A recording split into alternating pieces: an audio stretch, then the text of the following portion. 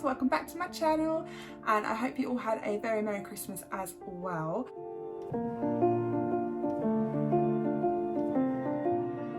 So today's video is going to be a little bit of like a roundup of 2020 favourites. I have quite a few. A lot of them are very non-physical things, just because that's just been the way 2020 has gone for us, and I wanted to share with you a lot of the things we discovered this year, because we really enjoyed them, and I wanted to kind of get more exposure for the things that we really enjoyed, because a lot of them are quite important and some of them are just really great things as well. So I wanted to start with YouTube.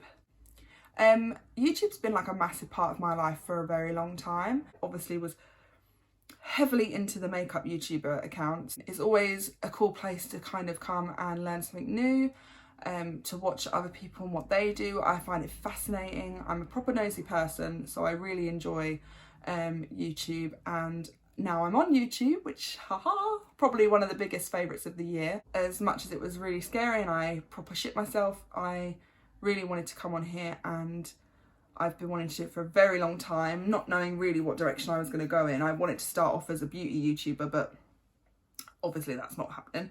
And now I'm here for you, for your viewing pleasure. But some of our personal ones this year that we discovered, firstly was the Endless Adventure. Oh my god, I love these two. They are like the best. They're my favourite. If I could pick a favourite out of all of these, which is really hard as much as I don't want to do it, the Endless Adventure is my absolute favourites. We literally binge watched all of their old videos, and it's the kind of YouTube account where you don't really have to watch it from the beginning. You don't really have to kind of keep up to date with what they're doing now. They do so many tours of loads of different countries. They're essentially travel YouTubers. So they travel the world and they show you all different places, and especially places to eat. Now, my partner's a chef and I used to work in restaurants as well. So we both have a really big foodie history, and oh my God, I love seeing where they go and eat. It's the best. So they are one of the top channels that we found this year. As well as Endless Adventure, we also found Where the Joneses, and they are a family of 4 from America, and they basically completely left their home, sold everything and started travelling the world. Now, they started travelling quite a few years ago, I think, so we found them and started watching them from the beginning. And that's the thing with Where the Joneses, that they are the kind of channel you should essentially watch from the beginning. And they started off going to Bali and living in Bali for a few months, and then I think they went to Kuala Lumpur and then a bunch of other places. Recently I think they were in Turkey, but they haven't been posting as frequently as they used to.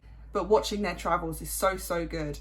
And they're just like a normal family, and I think that's what we love about it. They're just really normal, and the dad is really funny. I forget his name, but I'll pop it up somewhere. And we just love it. They're so normal. To do something so courageous and something so interesting for such a normal family is just so funny. It's brilliant. So I will also recommend them as well. Thirdly, I also discovered this year was Roots and Refuge. Oh my God, if you ever wanted to start a garden this year, you have to have had to watch Roots and Refuge.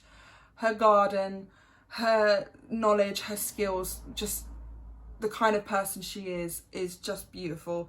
Like Jessica, oh my God, Jessica's channel is beautiful. Like, her garden is beautiful. I learned so much watching her, because we did a tiny garden outside of our house throughout the summer, and I just loved watching her. She was amazing, and she taught me so much about gardening, and she posts literally every week without fail, and she has like a plethora of information. So go check her out if you're really interested in gardening. She really helped me, and I adore her channel. The next couple we loved watching was Life Uncontained.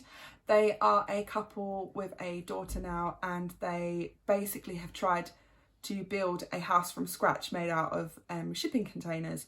So they post, I think, once a week, maybe twice, but you literally just get to see the amount of hard work and effort they're putting into their little house, and it's beautiful. Like, we love alternative living. I think that's what you'll find with my list of 2020 favourites, is that literally everything is very far left, very different, unusual stories, people that are doing really interesting things, and Life Uncontained is just one of those really feel good, lovely people, and we watch them all the time and keep up with their house build, which is really interesting, especially if you're interested in kind of designing a house that's very alternative and not just necessarily like bricks and mortar, etc.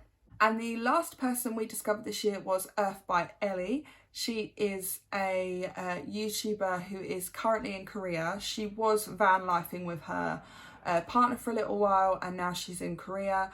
And it was so interesting seeing her go to Korea within the pandemic, because she did it this year, and we still follow her now and her kind of trials and tribulations. And she really goes through like a very authentic and honest journey of trying to live somewhere very new, and kind of the problems that occur, and also like the really great things that occur. I think she went there for a work away, but she's now there just to be there.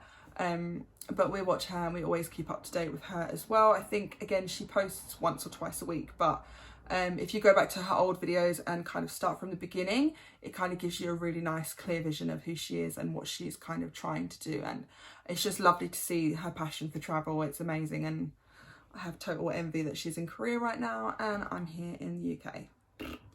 So moving on from YouTube and into films and documentaries / series.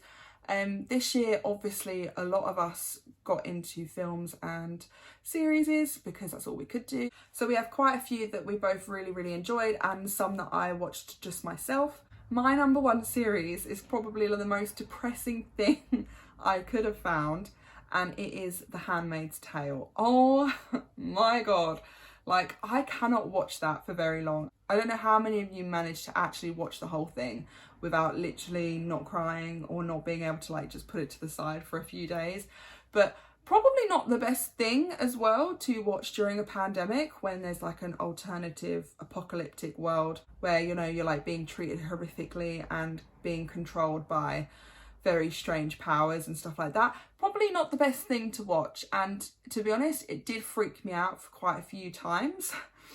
It made me cry a lot. Being a mum, obviously it completely pulled on all my heartstrings, and it was basically generally the most horrific thing I've ever watched. It generally is horrific because it's so real, it feels so real, and it feels like something that could happen. Obviously, I don't think so, but it's not like werewolves and vampires where we know obviously that's not real. I mean, I'm still clinging on to the fact that it might be real because I'm a twihard. It's got a very eerie, creepy, very frightening thing about it. I cannot describe it well enough, to be honest. You have to watch it if you haven't watched it. It is quite old, but all the series are actually available on Prime, and that's why I decided to start watching it. It's just, it's so horrible, but you can't stop watching it. And yeah, maybe not during this year, maybe watch it next year, like when things get a bit better, or the next couple of years, or just don't watch it at all. The second series we watched was The Fall. Again, quite old, probably a lot of you have already watched it, but it came out on Netflix this year, and I had heard of it before, mainly because I went through a weird phase of stalking Jamie Dornan, but found it again and it was on Netflix. We watched the whole thing, me and my other half, which is very unusual because we are extremely opposite in terms of what we like to watch. So it was something that we could watch together, and a brilliant story, super like on the edge of the seat thriller, very good, amazing.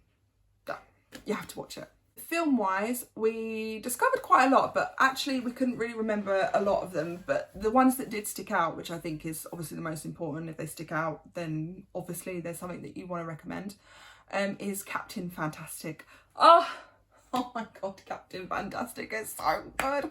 It came out I think in like 2016, so again, very old. I think a lot of these things that I'm recommending, sorry I'm looking at my list, are quite old, so yeah, obviously I didn't catch on well enough, but yeah, oh my God, Captain Fantastic is so good. If you're so into sticking your fingers up at life, you need to watch Captain Fantastic. It is the absolute best. Like, it's It's brilliant. It's so brilliant. Like, it couldn't sum up the lifestyle I want any more than if I was to watch that, just without the knives and the bow and arrows and the kind of killing animal thing. But other than that, oh, it's just, oh, it's such a good story, and it always makes me smile at the end. It's the best ending, and if I was ever to go, that's the way I'd want to do it. But yeah, without giving anything else away, brilliant, brilliant story. Please go and watch it. Again, I think it's available still on Netflix. So if you have Netflix, hop along, add it to your list and watch it. The next one, again, really, really old. I don't know how old this one is, but I think it's a lot older than I realised. And that is Into the Wild. Now, Into the Wild is based on a true story of a kid, boy, man, thing. No, it's a story of a boy that basically breaks away from his rich parents. He sells everything, he gives all of his money away, and he goes on an adventure essentially to travel all the way up to Alaska. The ending's a bit sad and very unexpected for what actually happened throughout the film, but it just shows you like the kind of kindness of strangers and a real sense of like getting to know people and getting out of your comfort zone. And for that alone, it's beautiful and you have to watch it. The third film that I'm going to recommend is called The Leisure Seeker. This one, again, I think came up on like Netflix or Amazon. I can't remember which one. I think it was actually Amazon. And it's got Helen Mirren and Donald Sutherland in it. And it's basically about an old couple that decide to get in their RV and go on an adventure and basically go and visit all the places that they always wanted to go to. And I think the male character his health is like deteriorating, as in like he has dementia or Alzheimer's. I can't remember which one he does have, but it kind of has some really funny aspects of that and also some really sad parts to it as well. But it's just a really lovely feel-good film, and it kind of makes you feel like it doesn't matter what age you are, that you can just get out there and seize life. And yeah, for that alone, watch it. This is kind of like a kids / personal favourite. If you don't know me, I am the biggest Marvel fan ever. I have been since I was very, very young, and it ain't going nowhere. I love everything to do with superheroes and Marvel and X-Men and all that cool stuff. It's just, to me, it's just the best form of escapism, is to know that people out there are making stories that just make you feel bloody marvellous. So my favourite discovery this year that really surprised me, and I think the kids really enjoyed as well, was Into the SpiderVerse. Like, am I the only one that didn't see this when it came out? Like, I heard of it and I kind of judged it too early, because I kind of thought, oh, that's really strange. Like, you can't have more than one Spider-Man. There's only one. And mixing it up and doing a really strange story based on something quite cult classic is very, like, I was instantly like, no. I was like, you know what, just give it a go. You might be surprised. And oh my God, I think it was like the biggest surprise of 2020 was how good that film was. Like, so good. Like, the animation, like, whoever animated that needs like chef kisses. Beautiful. Oh, so good. And the story was so cool. I was like, oh my God, like, this is the most freshest take on Marvel I've ever seen in my life. So good. Just watch it. It's still on Netflix. I literally watched it yesterday. It was my birthday this week, so I was like, I'm watching that shit. And yeah, the kids love it. It's so good. And it's almost kind of like that border where it's for kids but it's also for adults, so you don't feel like a weirdo watching like a cartoon when you're like 29. I just want to say a few honourable mentions of films under kind of an umbrella really, but I really started introducing my kids to Studio Ghibli this year. Netflix basically bought the whole of, well, the majority of Ghibli films, especially like the most famous ones, and they have seen us through many a dark day, and we just sit down and we put Spirited Away on, or we put Kiki on, or we put Howl's Moving Castle on, and literally it just feels like everything is just all right. You get really lost in the story. They're quite long films, which I personally really love. I love a 2-hour film, and Ghibli's just has a big place in the heart, and now my kids really enjoy it, and I love seeing them enjoy the stories as well. But if you haven't discovered Ghibli and you have children and you have Netflix, please get on that train. It's you won't be disappointed. I'll just quickly blast through a few documentaries that we watched this year as well that were just either completely fascinating or amazing, or just really stood out for us essentially. The first is My Octopus Teacher. That came out, I think, September or August this year on Netflix, and it's basically about a guy who discovers an octopus and they become friends, and it's just magical, and I really want an octopus now. You need to watch it, it's beautiful. The Social Dilemma also came out this year, which was basically like this big thing about social media and our screen time usage, and it kind of opened up my eyes, especially to social media and all the kind of the things you don't really know about that you really should. I mean, I was aware of quite a lot of it already, and I try to keep my social media usage quite low. It's not, but I'm trying every day to try and cut it down. Yeah, really fascinating if you really want to look at it. It's brilliant. And the next 3 documentaries are from Disney. We got Disney Plus, I think, the end of 2019, and they also have some really cool documentaries on there as well. The first one is Into the Unknown, the making of Disney Frozen 2. I can't remember if this was the start of 2020 or the end of 2019. I think it might have been the end of 2019 that we did watch it, but I am including it in this because it made such an impact. I swear to God, like, I don't know why, but I feel like if Disney did that for every single movie, you would forever feel like a special connection to it. When they took you through like the amount of work and the processes behind Disney Frozen 2, like, wow, it's insane. Like the detail of animation, the voices, the music, it's so interesting, and the kids love watching it, and we kind of watched it up to the run of the release of Frozen 2, so I'm pretty sure this was probably 2019, and we kind of got to know all about it and the songs and how hard it was and kind of what sparked ideas for it. And I'm an artist, well, I'm a practicing artist, and I really want to get into animation, or even just like stories, writing, graphic novels, children's books. That all kind of really fascinates me, and it's a direction I really want to go in. So if you are interested in that kind of thing as well, it's also really, really good to have a little look at. Along the same theme of that is Inside Pixar. They basically open the doors up. So basically they have like Pixar shorts where they kind of explore ideas, and it gives people platforms to kind of try and think of concepts for then bigger films.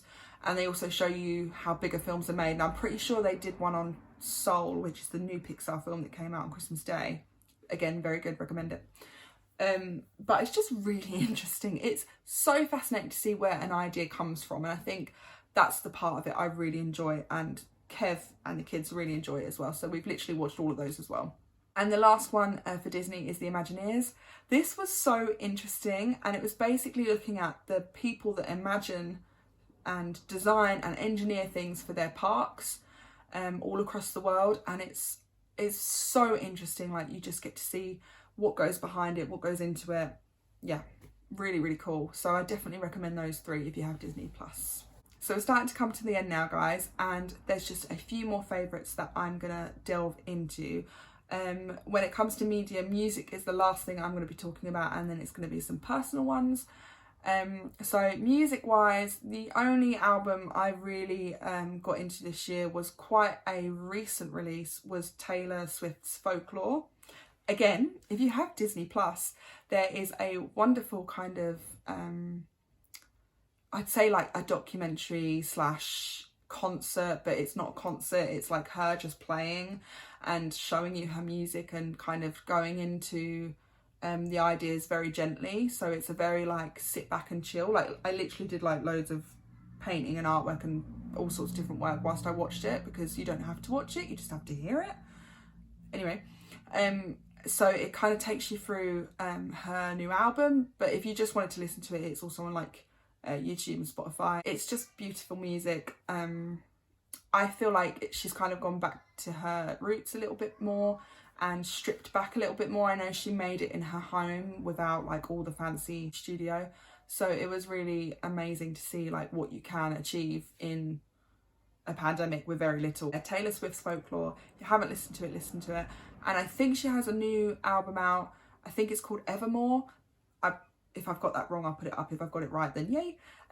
But it's kind of like a continuation of that album, as well as a few songs that are a little bit different. So I've just started listening to that. So that's the only music discovery we had this year. I think the majority of the music we listened to was either things that we already enjoy, albums we've discovered previously, or just Disney. Literally, I probably listen to Disney the most. I'm embarrassed to say that my Spotify literally contain more Disney songs than any. So yeah, Disney for life, man. So the last favourites for 2020 are personal ones. These are like the little things that got us through and that we discovered that we really enjoyed this year specifically. And the first one is long walks. We live in a relatively small village in the country, but there's a lot of bigger areas quite close by. So there's not a lot of places to go, but my God, like if you just step outside, the amount of discoveries we made this year with where we live was incredible. Like we've been here 10 years and half the places we walk to we've never been to ever. We started getting into a very healthy routine of literally walking nearly every single day without fail. So that was definitely a favourite this year. The next favourite we had was gardening. I know this was probably the majority of people's favourites this year, but I don't know, I got to like February, March and I really just set it all up. We got lots of seeds. We started getting in like loads of compost. I bought some worms to do a compost bin with, which I still have. We grew loads of different things that I'd never thought I could even do. And it was just so fun. I literally would sit out there in the summer and just look at the garden, because it was only like this very, very small patch outside our front house because I don't have a garden. We're in a masonette. We instead put everything in containers and put it like right at the front of the house. And when it all grew right up, you could just sit in it. It was like a jungle. It was magical. And I think if I didn't have that, I think I would have struggled a lot more. But it was just there, and I can't believe I did it. And I literally grew so many cool things, and I was really shocked that I actually grew them. But yeah, like it was one of the best times this year, was learning how to garden. The third thing we did this year that we absolutely loved was switching to electric. We lost our car back in Feb because it broke down, and it was one of those kind of things that was completely unsalvageable. So we went without a car for actually quite a long time, until September, October. So it was only very recently that we actually switched to electric. It was my husband's idea actually to do it, and we kind of thought about it and we just ran straight into it and jumped in and did it. And looking back, literally it's the best thing we ever did, and it's so easy, and we love it. Obviously, you know, we love it. If you watch us, we bang on about electric cars all the time, so I'm not going to go too much into it today, but switching to electric has definitely changed our lives for the better. I also learned a new skill this year, and that is macrame. If you can see behind me, I made this. I've always wanted a macrame wall hanging, and I've always looked online and thought I'll just buy one, but they're like £60 for something that looks as big as this one does. I mean, you can kind of see it in the background. But I thought, you know what, screw it, I'm just going to do it. And I did, and I'm so proud of it. And then I will show you. And then I made this little diddy one, which is in our living room, which if you see our house tour, I'm pretty sure it was up by then. But I literally just used the scrap leftovers of the macrame from behind me and made a smaller one. And I just love it. If I could macrame everything, I probably would, but then you'd come in my house and be like, wow, you love macrame way too much. So I decided not to do that. And the lastly is something that isn't necessarily a new discovery this year, but it's something that we did a lot more of this year, and that's practicing minimalism. I love minimalism. I discovered it probably 2-3 years ago now. It's been a long time. We properly cut down a lot more on our belongings. Obviously we know when we're meant to move house. If you haven't seen our story about moving house, then you can go watch that as well. I'll link that one below. But we're also moving into my parents' house for a few months / weeks, depending on how, depending on what happens. And we obviously have to get a whole 2-bedroom masonette condensed down into 2 bedrooms, which is what we will have when we do move to my mum's. So we've kind of had that in the back of our mind that we need to really cut everything right back. But it is just fascinating when you live with not a lot, you can kind of see what you can get away with not having or owning, because you take care of them more, you appreciate them more, because you don't have 5,000 options, you only have 2. So those 2 options have to be very important and very looked after, otherwise you're not going to have any options. So minimalism, definitely, yes, forever wanting to do this now. It's minimalist wardrobes, minimalist shoes, bags, everything. I used to be a hoarder. I used to have loads of stuff, loads of makeup. I had about 20 bags that I never ever used or wore. I had like 20 pairs of shoes, which I still want to cut down.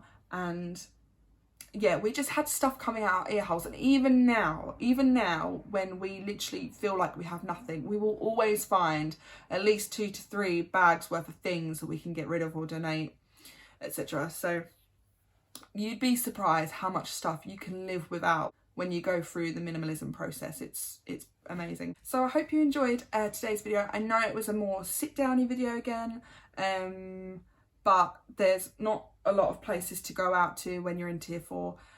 So hopefully we will start getting into kind of a more adventurous routine with you guys and showing you more places that we really want to discover as well. So I really wanted to share my favourites, because these are things that we have been extremely gravitated towards this year, and also they are things that have helped inspire us and keep us on the path that we really want to stay on. And they're just things that have just been, when you're having the most crappiest week or crappiest day, they're just things that you can go to and just be like, oh, everything feels so much better. I feel inspired, I feel rejuvenated, I feel like I could conquer the world.